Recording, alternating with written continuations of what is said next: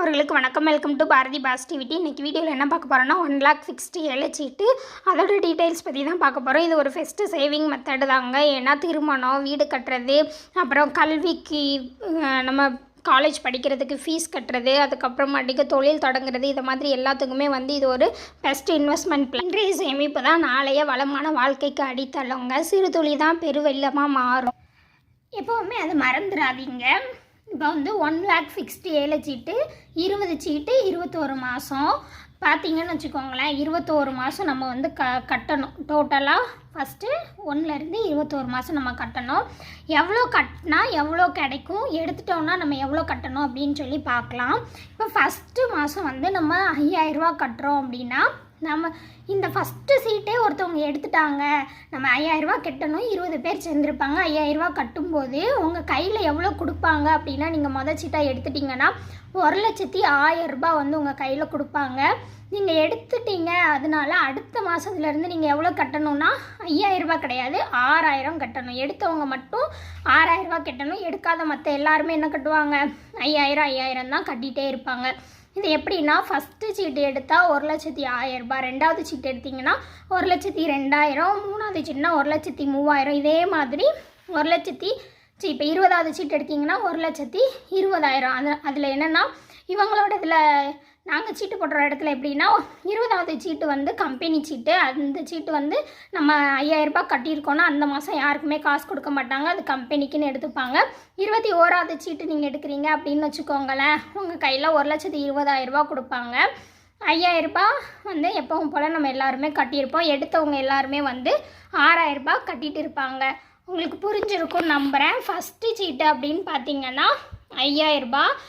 எடுத்தோன்னா இந்த serial number படி நமக்கு அமௌண்ட் கொடுப்பாங்கன்னு ஞாபகம் வச்சுக்கோங்க. மாதம்னா 1,01,000 ரூபா, ரெண்டாவது மாதமா 1,02,000, மூணாவது மாதமா 1,03,000 ரூபா இப்படி கொடுப்பாங்க.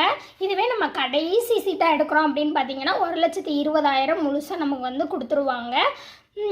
பார்க்கலாம் வாங்க டீட்டெயில்ஸு. இப்போ ஃபஸ்ட்டு சீட்டு எடுக்கிறோம் அப்படின்னு பார்த்திங்கன்னா, நம்ம கையில் எவ்வளோ கிடைக்கிது, 1,01,000 ரூபா நம்ம கையில் கொடுப்பாங்க. நம்ம ஆனால் எவ்வளோ செலுத்தியிருப்போம்னு பார்த்திங்கன்னா, ஏன்னா இப்போ ஃபஸ்ட்டு சீட்டு ஃபஸ்ட்டு மாதம் மட்டும்தான் நம்ம என்ன பண்ணியிருப்போம், 5,000 ரூபா கட்டியிருப்போம். அதுக்கு அடுத்த மாதத்துலேருந்து நம்ம எவ்வளோ கட்டியிருப்போம், 6,000 ரூபா கட்டியிருப்போம். சரியா?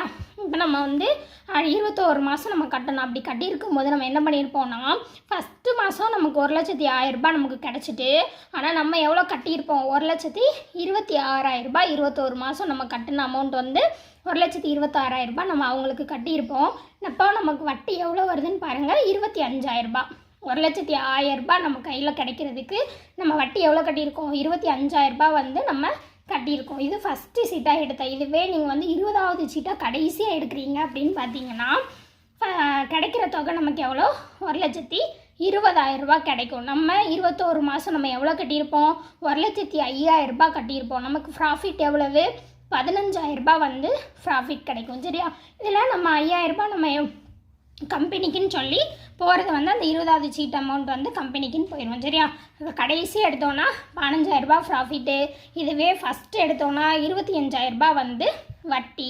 ஆனால் நம்ம கையில் காசு வச்சுருந்தோன்னா அதுக்குன்னு ஒரு செலவு வந்துட்டே தாங்க இருக்கும். அதனால இந்த மாதிரி நம்ம ஏதாவது ஒன்றில் இன்வெஸ்ட் பண்ணும்போது அது நமக்கு சேஃபாகவும் இருக்கும். நமக்கு லாங் டேர்ம்னால அது இப்போ அதிக அமௌண்ட் அப்படிங்கும்போது நம்ம ஒரு நகையோ இல்லை ஒரு லேண்ட் வாங்குறதுக்கோ இல்லை வேறு ஃபிக்ஸ்டு டெபாசிட் அந்த மாதிரி ஏதாவது பண்ணுறதுக்கோ இது நம்ம யூஸ் பண்ணிக்கலாம். இதில் இருக்கிற பெரிய ரிஸ்க் என்னென்னா, நம்ம சீட்டு போடுறவங்க நம்பிக்கையானவங்களாக இருக்கணும், நல்ல வெல் செட்டில்டாகவும் இருக்கணும். அந்த ஊரை அமௌண்ட்டை வாங்கிட்டு சீட் பண்ணிட்டு ஓடுற மாதிரி பர்சன்ஸாக இருக்கக்கூடாது. ஏன்னா நிறைய இடத்துல வாங்கிட்டு அப்புறமாட்டிக்கு ஊரை விட்டு ஓடி போனவங்களும் இருக்காங்க. இதனால் பணத்தை இழந்து மன உளைச்சலுக்கு ஆளாகி துன்பப்பட்டவங்களும் இருக்காங்க. அதனால் நம்ம யார்கிட்ட போடுறோம், அவங்களோட இன்டெகிரிட்டி என்ன, அவங்க எப்படிப்பட்டவங்க எல்லாமே தெரிஞ்சு தான் நம்ம போடணும். ரெகுலராக ரொம்ப வருஷமாக இதில் இருக்கிறவங்க கிட்ட மட்டும் கட்டுங்க. நான் வேறு யாரையும் பணத்தை இழந்துட்டு நம்ம